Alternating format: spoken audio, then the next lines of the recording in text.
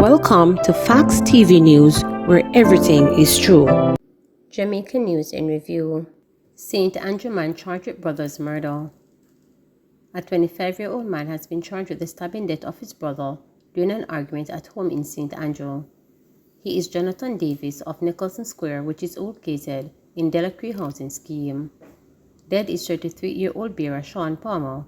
The incident happened on Sunday, July 16. The police report that around 1:20 p.m., Davis and Palmer were at home when an argument developed between them. During the altercation, Davis reportedly used a knife to stab Palmer in the upper body. Palmer then ran from the house in a bid to seek assistance, however, he collapsed. He was taken to hospital, where he died while undergoing treatment. A report was made to the police and Davis was arrested. He was later charged after being interviewed in the presence of his attorney. His court date has not been finalized. Man charged over fatal Hanover gun attack. The police in Hanover have charged a man in relation to the shooting death of a security guard and the injury of another in a car along the Shetwood Main Road in Rambo earlier this month. 35-year-old Steve McDonald of Luntop in Chester Castle is charged with murder, possession of a prohibited weapon, unauthorized possession of ammunition, and wounding with intent. The charges are in connection with the murder of 43-year-old Dwayne Barnes, a security guard of Awful Gully in St. James. The attack occurred on Thursday, July 6. Reports from the Lucy police are that about midday, Barnes was a passenger in a Nissan AD wagon motor car when armed men pounced upon them. It is alleged that McDonald was among the group of men who opened gunfire at the vehicle, killing Barnes and injuring another man. An investigation commenced and McDonald was arrested and charged following a question and answer session in the presence of his attorney. His court date is being finalized. Restaurant owner shot dead in his Clarendon. A woman was shot dead in his Clarendon on Wednesday afternoon. Investigators reported that 39-year-old Alisa Latchman-Peart, a chef of Cornpeace District Hayes, was inside her restaurant when a man entered and ordered food. The man was being served while he pulled a firearm and opened fire on Mrs. Latchman-Peart. She died at the scene. The attack occurred about 12:57 p.m. at the Alisa Homestyle restaurant along the Hills Main Road. No motive has been established for the attack. Retiree killed in Red Hills, St. Andrew. Investigators are probing circumstances which led to the murder of 73-year-old retiree in Red Hills, St. Andrew. A farmer of Cedar Valley District, Cypress Hall, in Red Hills, St. Andrew was found murdered at his home on Wednesday afternoon. His body was found wrapped in a sheet with what appeared to be a bullet wound to the torso. Cop fatally shoots spouse ex-boyfriend at Washington Gardens home. Police have launched a probe after a cop shot and killed his spouse's ex-boyfriend at a home occupied by the couple in Washington Gardens, St. Andrew on Monday night. The deceased has been identified as 29-year-old taxi operator Stephen Powell of Slackville Road in Kingston 3 and Brook Avenue in Kingston 20. Information reaching reporter is that about 9 p.m., the policeman and his girlfriend reportedly were at home when Paul forcefully entered the veranda of the house before aggressively beating down the front door and the front window. It is reported that the cop immediately contacted the police via phone and reported the incident, during which Phillips eventually gained entry through the front window and entered the living room. Phillips reportedly then attacked his ex-girlfriend with a ratchet knife, and the policeman fired 9 shots, hitting him. Upon the arrival of the police, he was taken to hospital where he was pronounced dead. The Duhaney Park Police is investigating the incident, and the Independent Commission of Investigations has been notified.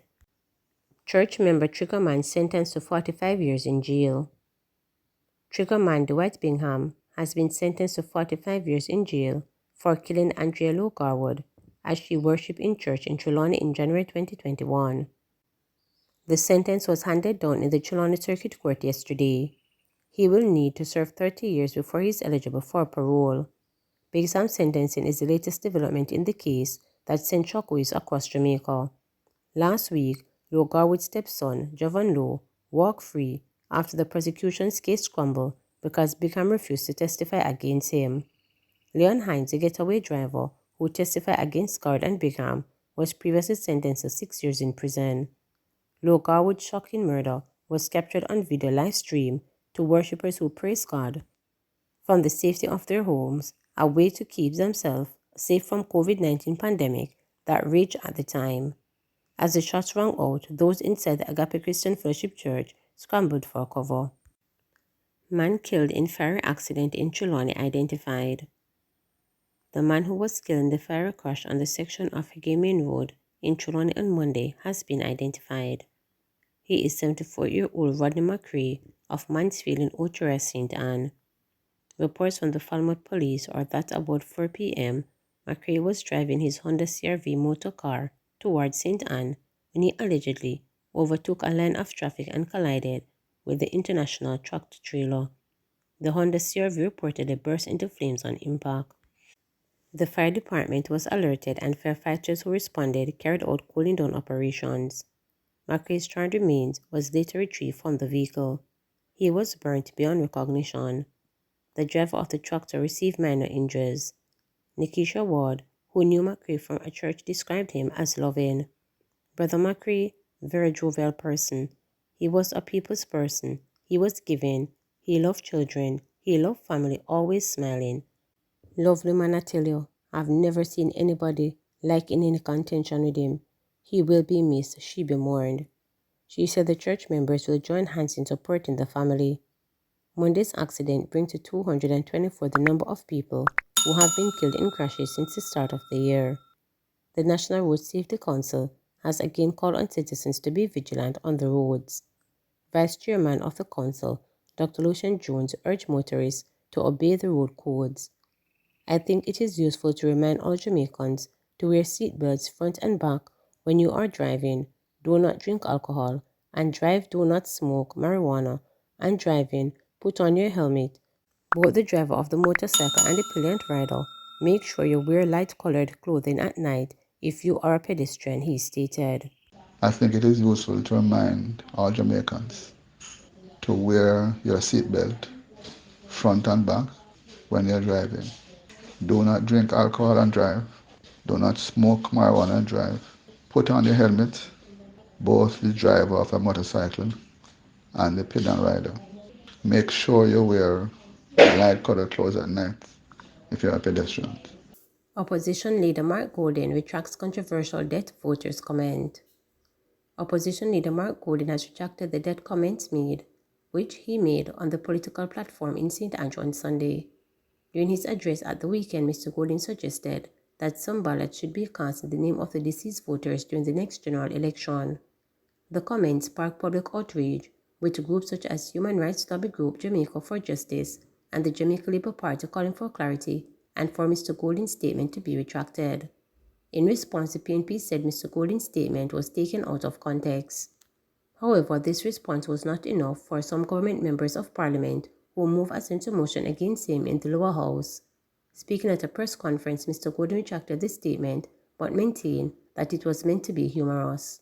On Sunday, at the constituency conference for East Rural St. Andrew, I made some remarks which were really off the cuff and were a response to some banter in the crowd. The remarks were intended to be humorous and were not intended to be taken seriously. I realize, however, that some people have interpreted those remarks as being serious statements of my position on the matter. That is not the case, and I unreservedly withdraw and retract those remarks. I am fully committed to Jamaica having a free and fair electoral system so that our democratic elections are conducted to the highest standards of fairness. I'm fully committed to the elimination of all forms of electoral malpractice. And therefore, I have no hesitation in withdrawing those remarks, which, as I've said, were not intended to be taken seriously, but apparently have been taken seriously in some quarters. Several injured in Palisades road crash. Several people were rushed to hospital following a two-vehicle collision involving a bus and a taxi on the Palisades main road in Kingston on Thursday night. The circumstances that led to the accident are still unclear, but information reaching reporters is that the incident occurred about 8 p.m. Firefighters were on the scene attempting to free the taxi driver from the mangled remains of the vehicle. 3 people said to be passengers of the taxi were reportedly rushed to the hospital after suffering injuries in the collision. No fatality has been reported. Mason accused of shooting man in face captured by police. A St. Catherine Mason is facing wounding charges after he reportedly shot a man in the face on Chilton Avenue in Westchester, Portmore in the parish on November 14, 2020. Marvin Bailey, 48, otherwise called Biggie Man, of Berry Drive in Lawson, Spanish Town, St. Catherine, was captured by police in Westchester on Saturday, June 22nd, after being on the run for over 2 years. He has been charged with wounding with intent and illegal possession of firearm and ammunition. Reports are that about 6:45 a.m., Bailey allegedly approached the man of a garage and opened gunfire, hitting him in the face before escaping in the air. The police were summoned and the injured man was assisted to hospital, where he was treated. Bailey managed to evade lawmen after the incident. However, he was finally captured and placed on an identification parade, where he was pointed out and subsequently charged. His court date is being arranged. JCF High Command defends action against Police Federation chairman. God helps you if the membership is not paid their overtime come this month. I am tired of the abuse being meted out and believing that persons can call me to intimidate me. I have not seen the man nor woman that is going to lead me into fear so that I will retreat from doing what the membership have asked of me to do. When I was elected, it is because I have the capacity, the will, and the power to do it. We are entrenched in law as a police federation body, and nobody is going to compromise it. Politics nor nothing will come in the path of the execution of the federation's role. Bear that in mind. Police Federation chairman's attorney preparing documents to mount challenge against notice of interdiction. The chairman has now been put on interdiction with 3/4 pay. He has been asked to surrender his police documents to the commissioner's office, to give his residence and telephone number, and he's been awaiting a court of inquiry into statements made at a funeral on the 15th of July this year. We are very upset that his freedom of speech in representing his members of the security force has resulted in this unfortunate drag before the court of inquiry. Once this has happened, he can no longer serve as chairman because he has to be a serving member of the police force to be a chairman of the police federation. What are we doing? We are now drafting papers to go before a court to ask that the interdiction be set aside and that the judge reviews the process that led to the interdiction. We see this as an affront to freedom of speech under the Constitution and the right to be represented by representatives of your choice.